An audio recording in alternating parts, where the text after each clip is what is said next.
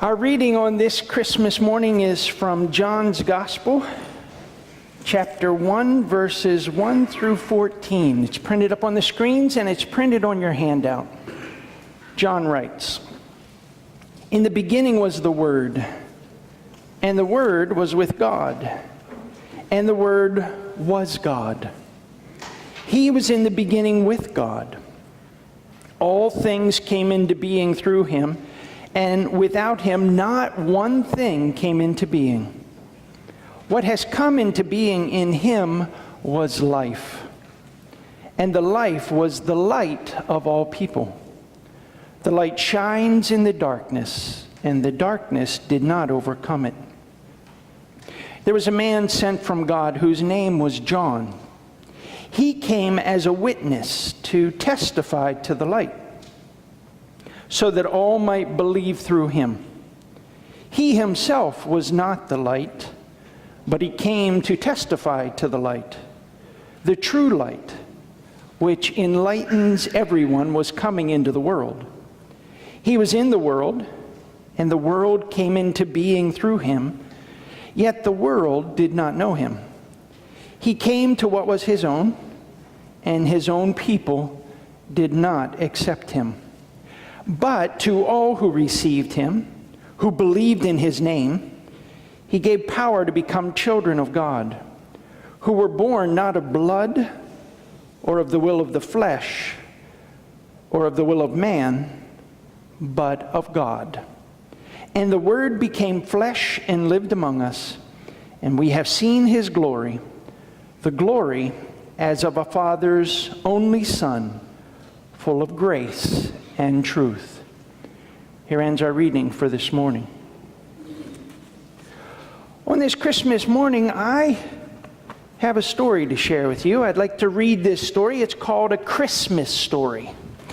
So enjoy. Years ago, there was a wealthy man who, with his devoted son, shared a passion for collecting art. Together, they traveled around the world, adding only the finest art treasures to their collection. Priceless works by Picasso, Van Gogh, Monet, and many others adorned the walls of the family estate. Mom had died and left Dad to raise their only child. Dad watched with satisfaction as his son became an experienced art collector. The son's trained eye and sharp business mind caused the father to beam with pride as they dealt with art collectors around the world. One year as winter approached, war engulfed the nation, and the young man left to serve his country. After only a few short weeks, his father received word that his beloved son was missing in action. The father anxiously awaited any news, fearing he would never see his son again. Within days, his fear was confirmed. The young man had died while rushing a fellow soldier to a medic. Distraught and lonely, the old man faced the upcoming Christmas holidays with anguish and sadness. The joy of the season that he and his son had looked forward to sharing would not happen. On Christmas morning, a knock on the door awakened the depressed old man. As he walked to the door, the masterpieces of art on the walls only reminded him that his son was not coming home. As he opened the door, he was greeted by a soldier with a large package in his hands. The soldier introduced himself to the old man, saying, "I was a friend of your son. I was the one he was rescuing the day he died. May I come in for a few moments? I have something to show you." As the two began to talk, the soldier explained how the man's son had told everyone of his, not to mention his father's, love of fine art. "I'm no artist," said the soldier, "but I want to give you this." As the old man unwrapped the package, the paper gave way to reveal a portrait of the man's son. Though the world would never consider it a masterpiece, the painting featured the young man's face in striking detail. Overcome with emotion, the man thanked the soldier, promising to hang the picture above the fireplace. A few hours later, after the soldier left, the old man set about his task. True to his word, the painting went above the fireplace, pushing aside thousands of dollars worth of art. His task complete, the old man sat in his chair and spent Christmas gazing at the gift he had been given. During the days and weeks that followed, the man realized that even though his son was no longer with him, the boy would live on because of those he had touched. He would soon learn that his son had rescued dozens of wounded soldiers before a bullet pierced his heart. As the stories of his son's courage continued to reach him, fatherly pride and satisfaction began to ease his grief. The painting of his son soon became his most prized possession, far eclipsing any interest in the pieces for which museums around the world would desire.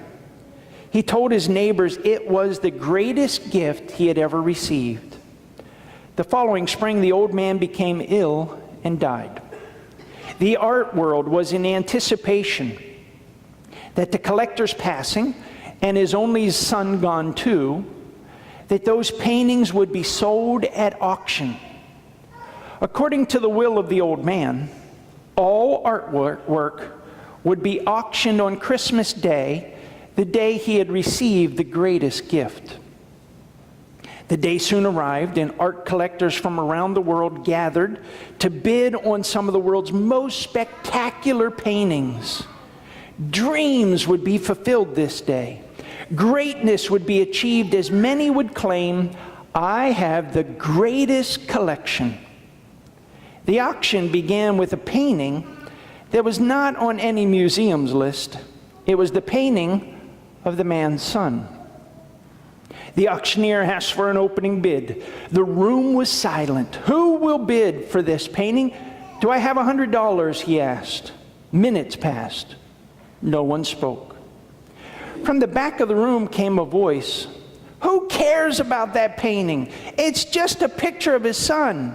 Let's forget about it. Move on to the good stuff." More voices echoed in agreement. "No, we have to sell this one first," replied the auctioneer. "Now who will take the son?" Finally, a neighbor of the old man spoke up. "Will you take $10 for the painting? That's all I have. I knew the boy, so I would like to have it." "I have $10. Will anyone go higher?" asked the auctioneer. After more silence, the auctioneer said, "Going once, going twice, gone." The gavel fell. Cheers filled the room. Someone yelled, "Now we can get on with the good stuff and we can bid on the real treasures." The auctioneer looked at the audience and announced that the auction was over. Stunned disbelief quieted the room. Someone spoke up and asked, "What do you mean it's over? We didn't come here for a picture of some old guy's son. What about all these paintings? There are millions of dollars worth of art here. I demand you explain what's going on." The auctioneer replied, "It's very simple. According to the will of the Father, whoever takes the Son gets it all."